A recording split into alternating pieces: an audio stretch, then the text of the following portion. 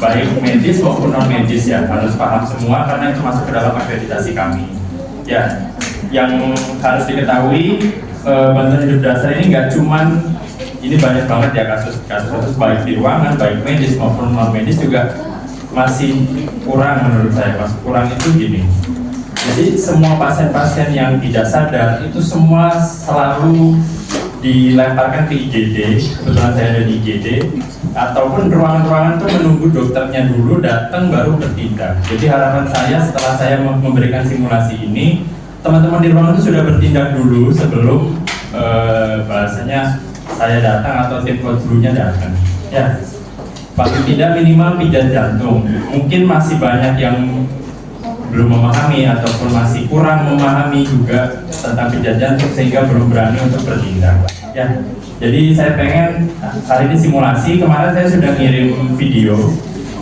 Kalau di leaflet itu memang masih ada revisi ya. Jadi saya sudah ngirim video gimana caranya melakukan bantuan hidup dasar baik pasien itu ada di luar rumah sakit maupun dalam rumah sakit. Jadi saya mulai ya. Jadi mohon diperhatikan kalau yang nggak kelihatan bisa berdiri. Ya. Kalau nanti untuk urutan BHD sendiri itu ada A, B, C, D, bisa ya A, B, C, D, P ya. Maksudnya A itu posisi, amankan dulu posisinya. Jadi amankan itu ada beberapa pengertian yang sering salah. Jadi bisa jadi amankan itu pasien atau orang yang tidak sadar itu ada di tengah jalan, ya bisa kita pinggirkan. Itu amankan posisi pasiennya. Pastikan dia berada di posisi yang bawahnya keras. Jangan di posisi yang misal ada trotoar terus setengah duduk di jalan begini kan nggak benar ya. Jadi posisikan dia yang di bawahnya keras karena kita akan persiapan untuk pijat jantung. Nah, tertentu misal pasiennya kecelakaan terus kemudian ada luka di bagian dada ke atas, jangan dipindahkan kalau masih belum tahu cara memindahkannya. Ya, kalau ada luka di bagian dada ke atas, amankan posisi pasien itu bukan pasiennya dipindahkan ke posisi yang aman, tapi jalanan yang pasien ini misalnya ada tengah jalan, jalanan ditutup. Jadi misal ada kasus tabrakan ya. Terdengar kan ya? Biar enak. Oh iya. Maaf ya. Jadi kalau misal ada pasien, misal di parkiran, kurang dekat, ada tabrakan motor dengan motor. Terus misal ada luka di bagian dada ke atas, misal di bagian leher sebelah kanan. Jangan pindahkan orangnya dulu tanpa persetujuan, mungkin ada tenaga medis yang lebih paham. Jadi nunggu dulu. Tapi tutup jalannya, tutup jalan, misal motor mau lewat, mobil mau lewat, orang-orang mau lewat tuh di stop dulu, jangan ada yang lewat, amankan areanya, pastikan posisi pasiennya juga ya, ada di posisi yang aman.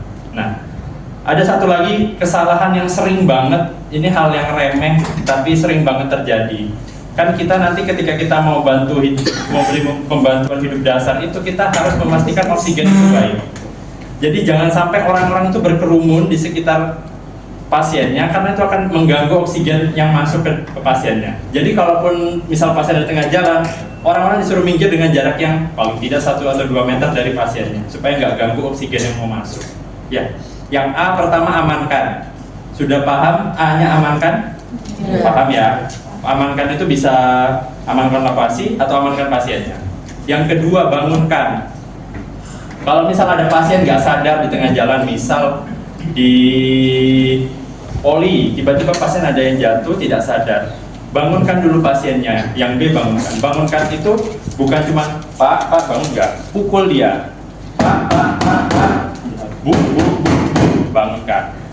Sekeras, bukan yang keras sampai menyakiti ya. Paling tidak normalnya orang kalau dibangunkan kayak gini-gini pasti bangunkan.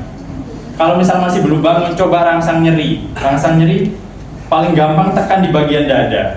Di bagian dada tekan pakai ini. Ya, tekan agak dalam. Normalnya orang kan kesakitan. Kalaupun dia pura-pura tidur, dia akan kesakitan. Ada lagi cara di ujung jari ditekan gini. Biasanya orang yang pura-pura tidur, dia pasti bangun. Atau yang ini agak menyakiti, tapi minta izin sama keluarganya dulu. Di bagian mata di sini tekan. Normalnya orang kalau pura-pura tidur di bagian mata dia akan kesakitan. Ya, ditekan gini. Ada 3 cara, tapi yang amannya supaya mungkin keluarga nggak merasa terlalu keras, tidak adanya ditekan gini bisa. Tapi selalu minta izin sama keluarga, ya, karena bisa jadi itu menjadi tuntutan kalau kita salah.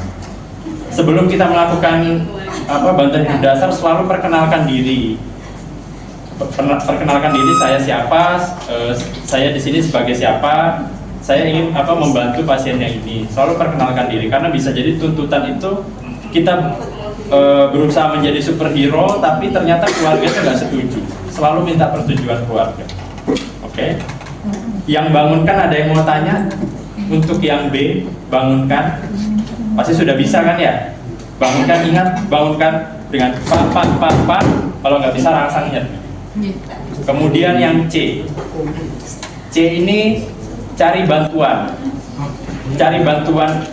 Misal teriak, tolong, ada pasien nggak sadar, ada orang tidak sadar, misal orang tidak sadar di parkiran, tolong panggilkan tim Code Blue, atau misal tolong panggilkan misal tim dokter di IGD, ada pasien tidak sadar misal di parkiran. Jadi itu tuh harusnya nanti kan kalau kita akreditasi akan ada paging ya, paging dari mungkin ruangan, nanti ada nomor telepon dari ruangan yang bisa mempaging, akan kedengaran di seluruh rumah sakit bahwa ada pasien Code Blue. Tapi paling gampang mungkin misal ada di luar di parkiran, minta tolong orang sekitar, tolong panggilkan tim dokter di IGD atau tim Code Blue. Nah, yang C ada yang masih bingung nggak cari bantuan? Jangan sampai terbalik loh ya. Bangunkan dulu, pasien sudah pasti tidak sadar, baru cari bantuan. Kalau pasien sadar, berarti kan cukup di B.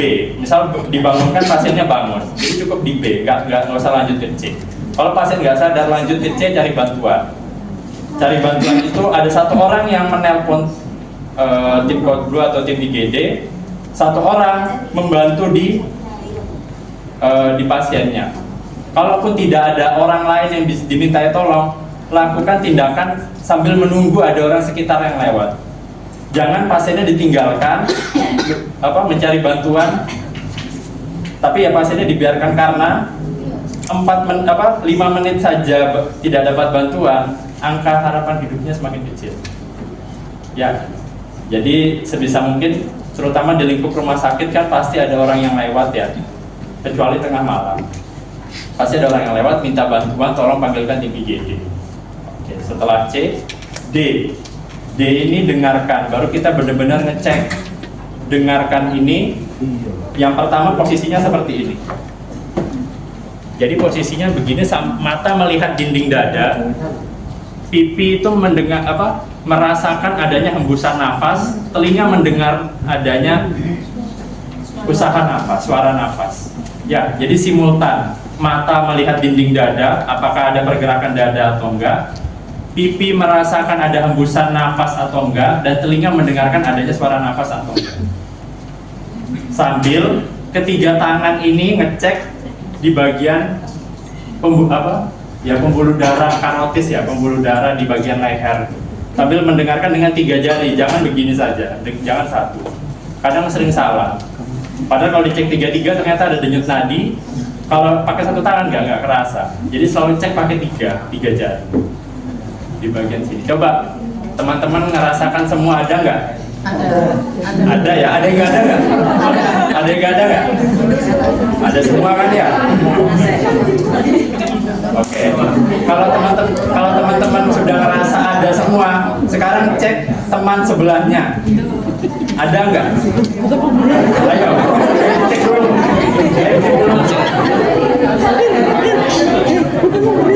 Ada ya? Kalau nggak ada bilang kita jadikan pasien kalau nggak ada. Oke?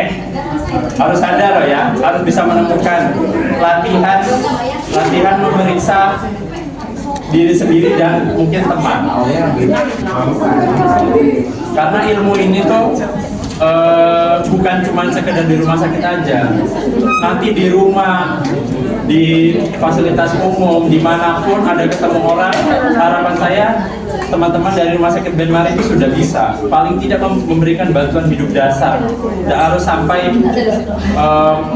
misal kayak kejut jantung dan lain sebagainya, nggak harus. Paling tidak minimal bisa bantuan hidup dasar. Oke. D, ada yang mau ditanyakan enggak dari D? Ingat ya, D tadi dengarkan, kemudian rasakan, sama lihat adanya pergerakan tidak. Bersamaan dengan kita ngecek nadinya. Kalau pasiennya nggak nafas, kita ngelihat nih di dinding dada nggak ada pergerakan dada, nggak ada suaranya, nggak ada yang kita rasakan. Tapi waktu kita tes 3 jari ada nadinya, maka kita nggak perlu capek-capek pijat jantung, kita cuma memberikan bantuan nafas saja, ya. Makanya D ini penting sekali karena itu menentukan tindakan kita ke depannya gimana. Apakah cuma ngasih nafas saja atau kita harus pijat jantung?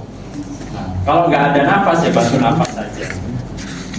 Kalau pasiennya tidak ada nadi, baru kita lakukan pijat jantung bersamaan dengan bantuan nafas. Bisa dilakukan oleh 1 penolong ataupun 2 penolong. Ya. Kalau mungkin nggak, kalau pasiennya itu nggak ada nadinya tapi dia bernafas, mungkin atau enggak? Ya, nggak mungkin ya. Nggak mungkin kalau nggak ada nadinya tapi dia bernafas, itu kan nggak mungkin. Pasti kalau sudah nggak ada nadi, tindakan kita pijat jantung plus bantuan nafas. Oke, sampai sini ada yang mau tanya dulu nggak dari ABCD? Ada yang mau tanya? Atau ada yang masih bingung? Nggak apa-apa, saya ulangin. Soalnya nanti kalau ujian, habis ini kan ada yang dites ya, harus benar. Harus benar. Yang mana? Oh, ini nanti saya peragakan. Maksudnya kalau yang bagian ini tidak. Tapi dari ABCD tadi, alurnya ABCD ada yang masih mau ditanyakan enggak? Gak apa-apa. Oke.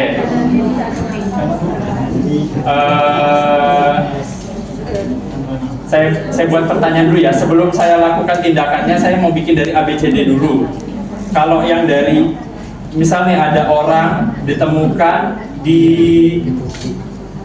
parkiran belakang, tiba-tiba tidak sadar. Ada saksi yang bilang pasien itu tiba-tiba jatuh dan dia tuh nggak sadar. Misal yang menemukan teman-teman dari CS ya, misal teman-teman dari laundry, misal yang menemukan itu ya, misal apa yang dilakukan dulu? Coba angkat tangan yang laundry. Laundry tidak ada. Nggak ada ya? Dapur itu ada. Iya, dari dapur. Misal, ya contoh Bu.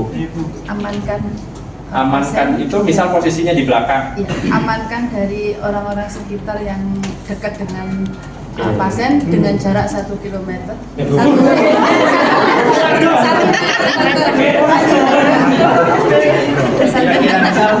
Misal posisinya di parkiran belakang, dia dipindahkan ke tempat yang lebih datar, ya. Terus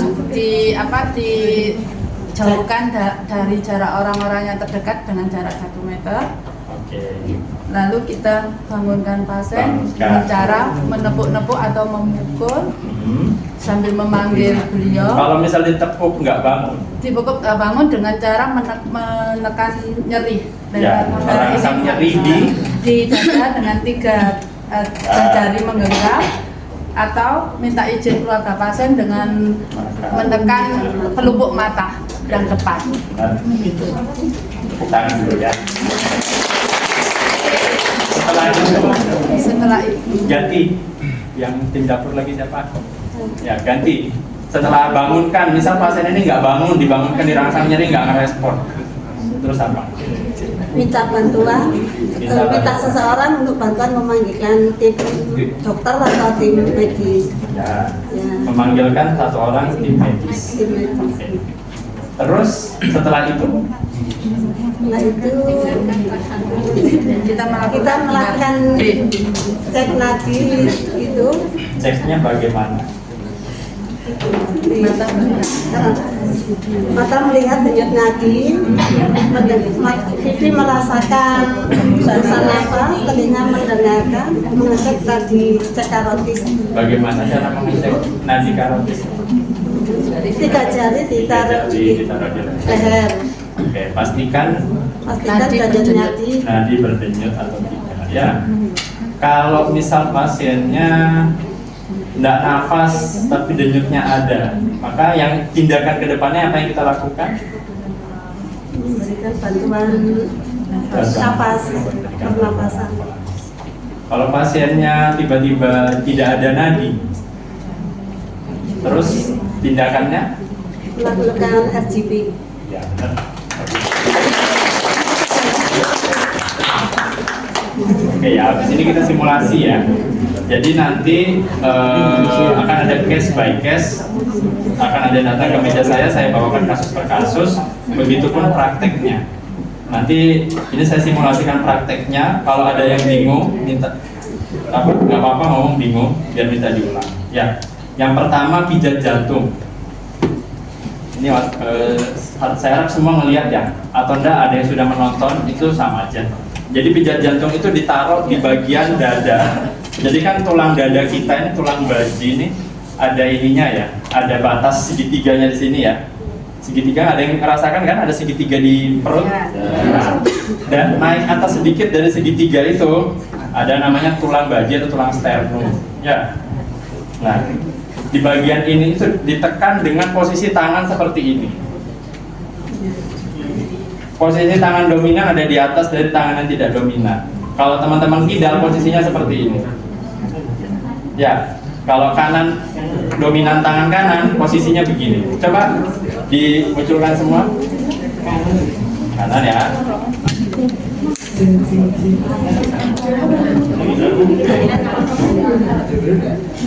Kalau sudah, posisinya ini ditaruh di atas tulang bajinya tadi. Posisinya seperti ini, pas di tengah. Kalau pakai jam tangan mungkin dilepas dulu ya, karena kadang gagal. Ditaruh seperti ini, dan ingat posisi, jangan seperti di film-film begini. Ya, posisi itu ini harus lurus. Kalau kurang tinggi, ambil tangga. Kalau kurang tinggi, posisikan tangannya lurus begini. Oke, ditaruh di tengah dada sambil dilakukan pijatan. Pijatannya jangan badannya yang gerak, tapi ininya, ya, usahakan beban tertinggi itu ada di pundak. Ya, jadi sambil dorong. 1, 2, 3, 4, 5, 6, 7, 8, 9, 10. Nah, iramanya adalah 30 kali pijatan, 2 kali bantuan nafas. Kalau pasiennya memang perlu pijat jantung, 3 kali pijatan, 2 kali bantuan nafas. Cara hitungnya terserah, mau dibagi 6, 5, atau 10. Kalau saya sendiri biasanya pakai 10. Jadi iramanya seperti ini, saya contohkan ya. 1, 2, 3, 4, 5, 6, 7, 8, 9, 1, 1, 2, 3, 4, 5, 6, 7, 8, 9, 2, 1, 2, 3, 4, 5, 6, 7, 8, 9, 3. Kenapa ada 1, ada 2, ada 3? Itu supaya mengingatkan bahwa 10 pertama, 10 kedua, dan 10 ketiga. Saya ulangi lagi sekali lagi ya. 1, 2, 3, 4, 5, 6, 7, 8, 9, 1, 1, 2, 3, 4, 5, 6, 7, 8, 9, 2, 1, 2, 3, 4, 5, 6, 7, 8, 9, 3. Itu hitungannya 30, terus diberikan bantuan nafas. Kesalahan yang tersering adalah untuk bantuan nafas ini, beberapa teman-teman cuek, hanya fokus memberi bantuan nafas, padahal pasiennya sendiri ada cairan di dalam mulutnya, gargling namanya. Itu sering kali kayak gitu.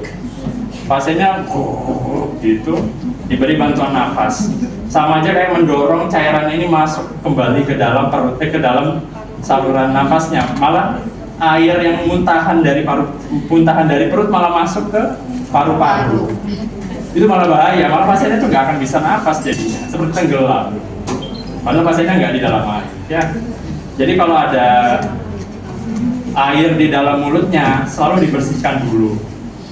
Biasanya sih kita di IGD ada alat suction untuk membersihkan itu. Tapi mungkin teman-teman yang lain bisa, kalau misalnya posisinya di luar ruangan, bagaimana bareng-bareng dimiringkan sambil dikeluarkan airnya.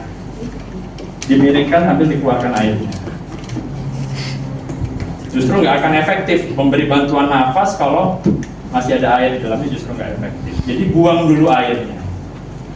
Entah dengan misal ada sedotan atau ada apa ya, dibuang dulu ya. Oke, itu kesalahan yang sering, satu.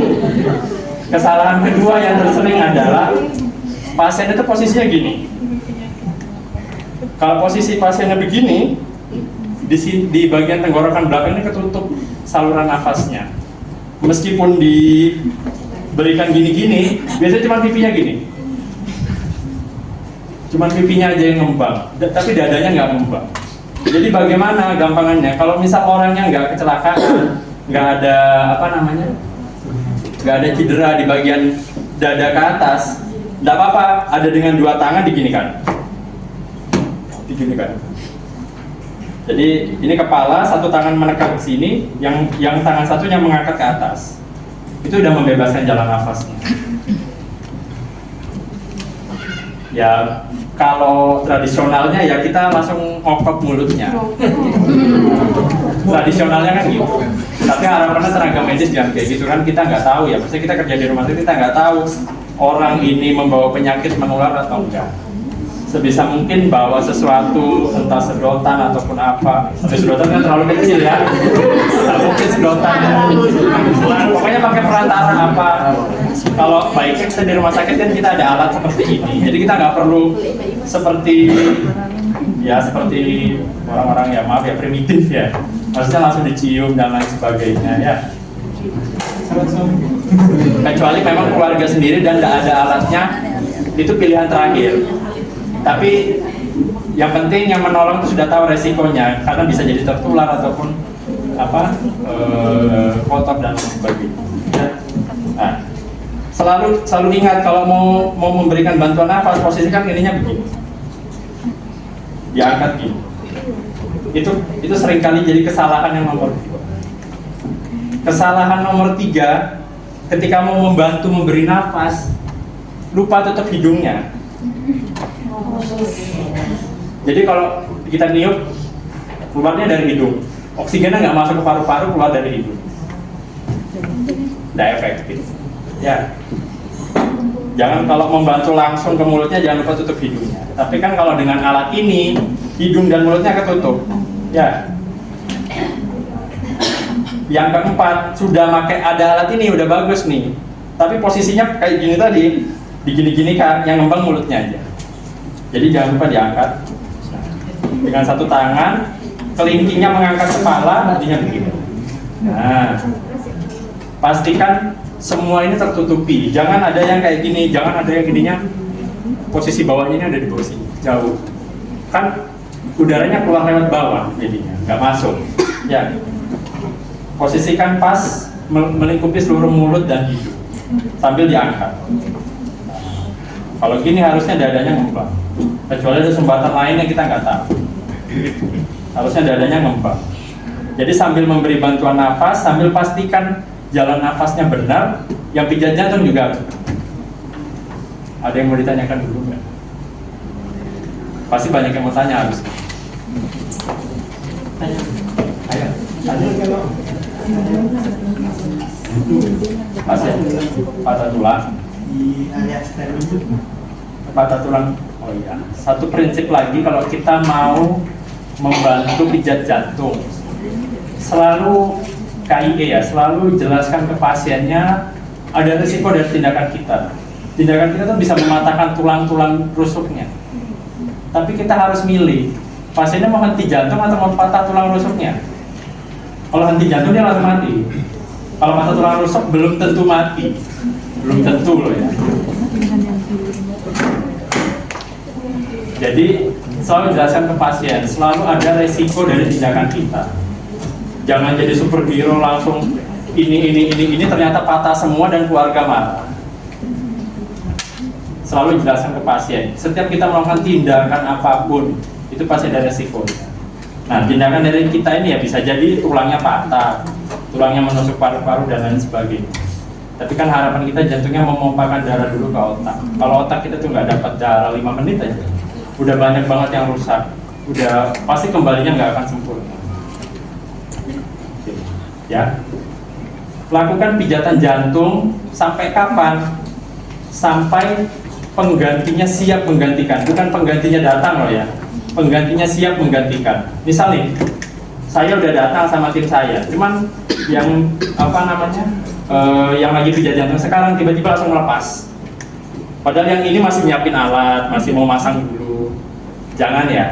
Jadi pastikan penggantinya sudah siap menggantikan.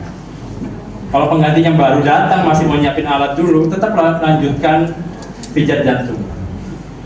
Oke? Ada lagi yang mau tanya? Ada lagi yang mau tanya?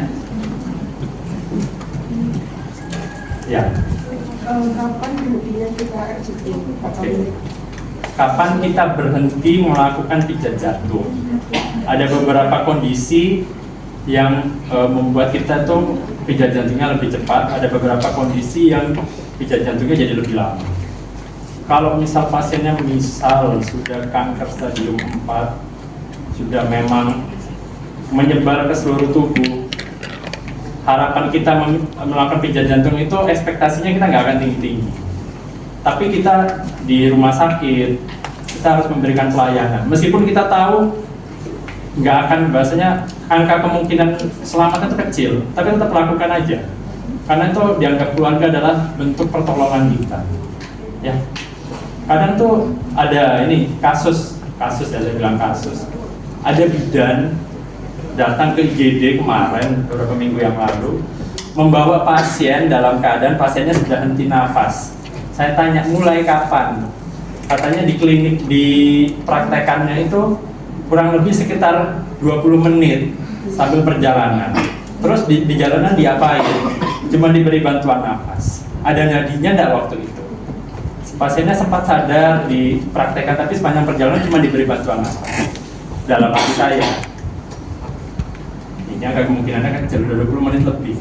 5 menit aja sudah banyak yang rusak. Jadi ya saya jelaskan dulu ke keluarganya. Tindakan yang mau dilakukan adalah berusaha menyelamatkan pasiennya. Tapi saya tidak bisa menjamin apakah benar-benar bisa kembali atau tidak. Kita berusaha sebaik yang kita bisa. Selalu dijelaskan seperti itu. Karena dalam hati sudah yakin, wah ini angka kemungkinannya kecil. Ya kita bukan Tuhan ya, bisa memastikan ini pasti mati kamu. Kita tuh bukan Tuhan, tapi kita tuh berpegang sama data ilmiah. Kalau lebih daripada 10 menit itu angka keberhasilan semakin lama semakin kecil.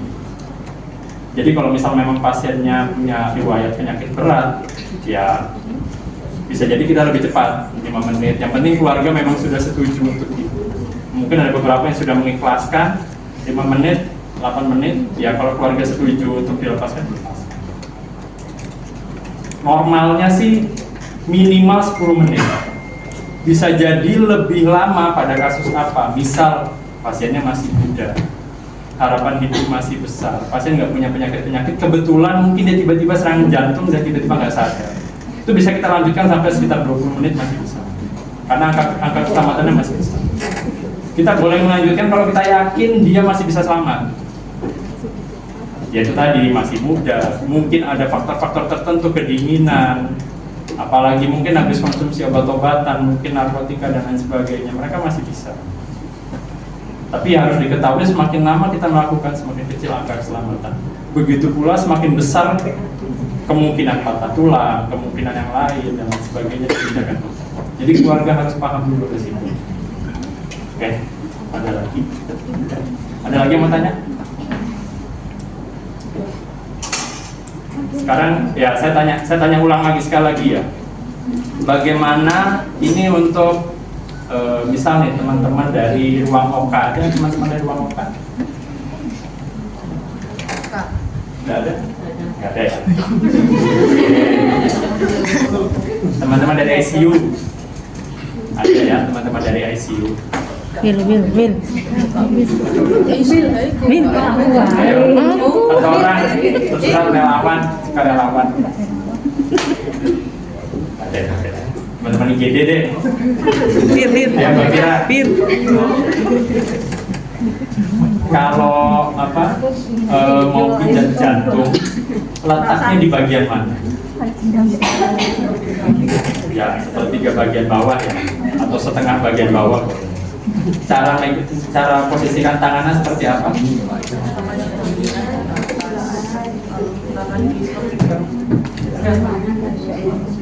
Berapa siklus pemijatan jantung? 30 banding 2. Jadi 30 pijatan 2 banding 1.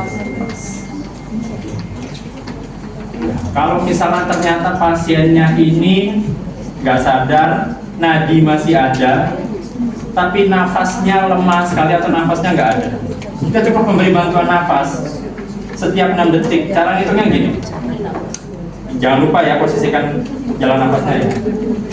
1001, 1002, 1003, 1004, 1005, 1006, 1001, 1002, 1003, 1004, 1005, 1006. Setiap 6 detik, tapi hitungannya 1000, 1001, 1002. Soalnya kalau kita nggak pakai 1000 ya, itu sebenarnya cuma bantuan aja. Kalau teman-teman nggak pakai 1000 kadang 1, 2, 3, 4, 5, 6, 1, 2, 3, 4 kan 1 detik kan tidak secepat itu. Ada itu. Jadi berikan nafas setiap 6 detik. Kalau cuma pasiennya nggak nafas, ada yang mau ditanyakan? Dilakukan sampai tim bantuan medis siap menggantikan. Jangan salah ya, bukan tim medis bantuan datang, tapi tim medis bantuan siap menggantikan. Sudah ya, ada yang mau tanyakan? Ya, silakan. Terus dia kecelakaan, ada yang masuk dan itu disebar sama orang di sekitar. Jadi datangkan pendarahan. Itu yang didahulukan, hentikan pendarahannya juga. Itu lumayan advance ya. Tapi yang harus kita ketahui, kita yang nakes, kita yang ada di luar, kalau ada barang yang menusuk, jangan sekali-sekali langsung dicabut. Kadang anggaplah kita kayak menusuk daging kita tusuk, kenalah pembuluh darah di ujungnya, dia nggak apa-apa, darah masih bisa lewat meskipun pembuluh darahnya kena. Tapi ketika ditarik, pembuluh darah yang robek tadi tiba-tiba ngocor darahnya. Jadi jangan pernah orang yang ketusuk apa tuh langsung dicabut. Bahwa dia dalam posisi dia masih ada, misal ada pisau tertusuk di dadanya, ada besi tertusuk di dadanya, dibawa dalam keadaan kayak gitu. Kalau misal dia nyangkut di suatu tempatnya digergaji, besinya di sini digergaji, tapi tetap biarkan dia nancap di situ. Jangan pernah mencabut. Mending besi yang menancap itu ya dibawa bareng-bareng.